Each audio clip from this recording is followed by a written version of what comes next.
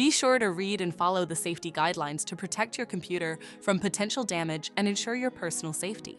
For more information about safety guidelines, see the owner's manual at dell.com/support. Before you begin, turn off the computer and disconnect all the attached peripherals.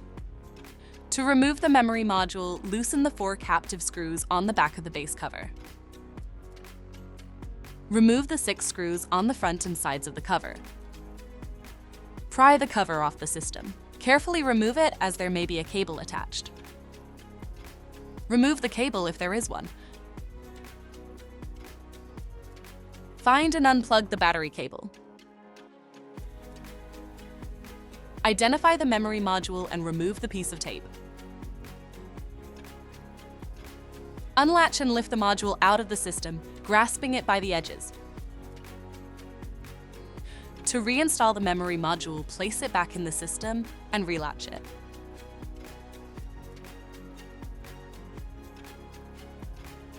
Reattach the tape. Plug in the battery cable and reconnect any cable that was attached to the base cover.